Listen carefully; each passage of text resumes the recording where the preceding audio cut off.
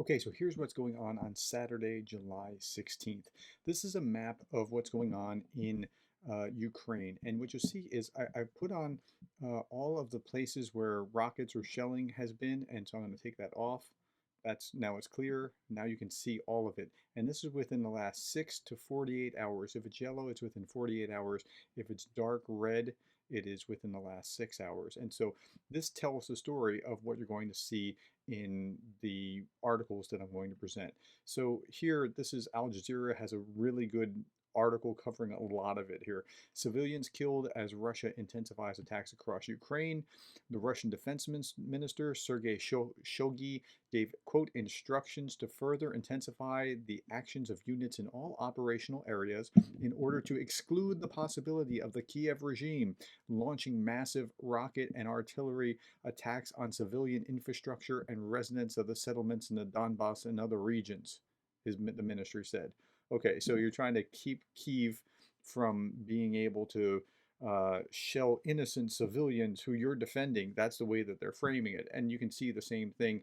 The AP article says the same thing. Russian defense minister said whatever. The RT article said the head of the Russian defense ministry gave the necessary instructions to ramp up the actions in groups all across operations to prevent the possibility of the Kiev regime to launch massive rocket. Okay, same stuff. So you triangulate across these. And by the way, I've talked about what you're about to see here in a number of back articles or back episodes of this on here where I've talked about the shelling that's been going on and how different interpretations of it, especially here with its propaganda and detecting propaganda, how what's been going on with the way that they interpret it as opposed to the way that it's carried in the Western press. Sergei Bolniv, the head of Kharkiv's regional police force, said the rockets destroyed, 4 Russian rockets, presumably fired from around Belgorod, hit at about 3:30, and that's not the only place. In neighboring Luhansk region, you have it. There's actually fighting still going on. Ukrainians still fighting, trying to hold out in Luhansk, said Governor Haidai. They still cannot control several kilometers of a particular road. Odessa is being shelled. Ukraine. Oh, now, this was really interesting. Ukraine's Atomic Energy Agency accused Russia of using Europe's largest nuclear power plant to store weapons. So they're hiding at the power plant, storing weapons. That's like hiding at the nursing home. Can't do that. Yeah. The occupiers bring the machinery there, including missile fire systems from which they already shelled the other side of the river. They know they can't be fired back on, not without having, some significant nuclear problem. And then they would blame Ukraine for that nuclear problem. Ukraine's Interior Ministry, now this was also interesting, Ukraine's Interior Ministry said Friday that Russian forces have conducted more than 17,000 attacks on civilian targets during the war. I don't know what the number is. I don't know if that number is legitimate, but I know that the Russians fire on civilians very regularly, whether it's a mall or a apartment complex or a kindergarten or a movie theater or whatever. Okay, let's keep going here. We just talked about the difference in those articles, which isn't much of a difference. It's very similar across whichever media you're looking at. Zielinski urges people not to ignore air raid sirens. Now, when I'm writing this appeal, there is an air raid alert almost throughout the entire territory of our state. The purpose of their terror is very simple: to put pressure on us, to put pressure on our society, to intimidate people, to cause maximum damage. I ask you once again not to ignore air raid signals. So, and that, I mean, that he has to say it tells you just how awful it is to be somewhere in here where you're just getting hammered. Now, but look at the map again, and the map. What you're seeing this here. These are Himmers. The further ones out are Himmers. This is Himmers, or these are Himmers. So they're having some effect, and so that's what's going on right now. The Institute for the Study of War had an interesting thing. I talked about this like 3 or 4 days ago because they first flagged this.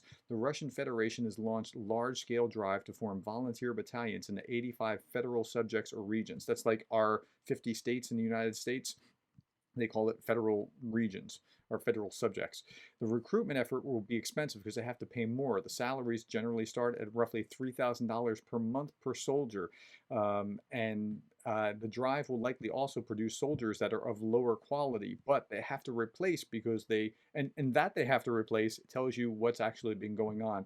Russia's not coming forth with any true numbers to say, hey, X number of our soldiers were killed. They're kind of keeping that to themselves.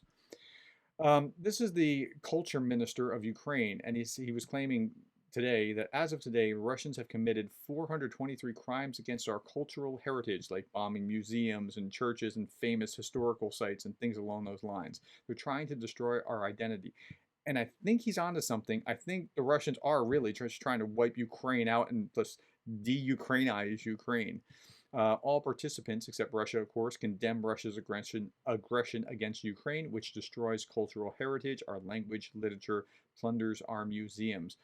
So that's really a thing. I think he's right, and that's going on. The White House says that Russian officials visited Iran to view drones for use in Ukraine. This is today. Now, a few days ago, this was on the 13th, I talked about this, where Tehran is the capital of Iran. Tehran said they will not help either side in the Russia-Ukraine conflict. I talked about this the other day. We have a different kinds of cooperation with Russia, including the defense sector, but we are not going to help either side of this conflict because we believe that it has to be stopped. Okay, they'll avoid any action that could lead to escalation. Well, they say that, but so Biden here is releasing satellite images hours before the Gulf Cooperation Council summit. That was the cooperation summit here where Biden is meeting with Crown Prince of Saudi Arabia. Just before that, the White House released satellite imagery that indicates Russian officials twice visit Iran looking for weapons-capable drones. And so they described the drones. They showed the images of them on the ground, the Russian delegation with them there. They gave the particular dates that they were there. So it looks like Iran might not be all that trustworthy, which, like, who would have thought, right?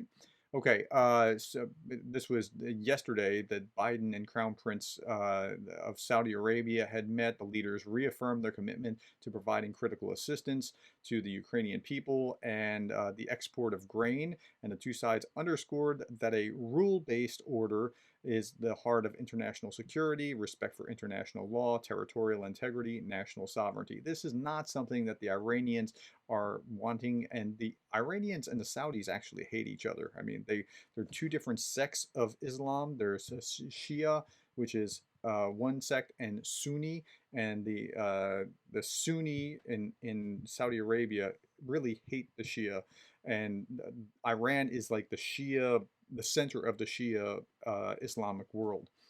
Okay, last thing, and we'll be done, is North Korea says that Ukraine can't talk about sovereignty while aiding the U.S. Now, so North Korea, I talked about this yesterday or the day before.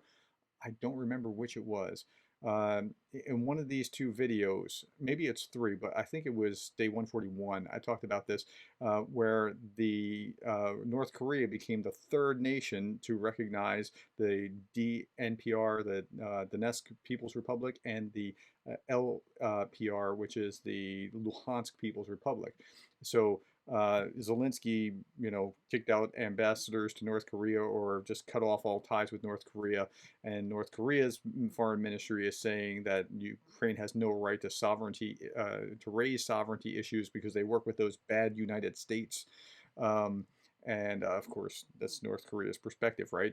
Quote, Ukraine has no the right to raise issue or dispute of our legitimate exercise of sovereignty after committing an act that severely lacks fairness and justice.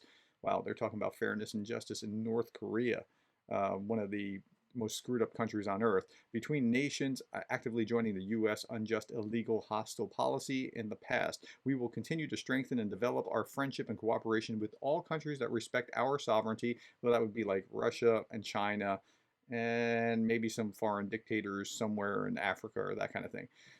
And treat us favorably based on the principles of sovereign equality, non-interference, and international affairs. Well, they're interfering with Ukraine's internal affairs while they're saying the principles of sovereign equality, non-interference, and international affairs. Okay, it's a big mess.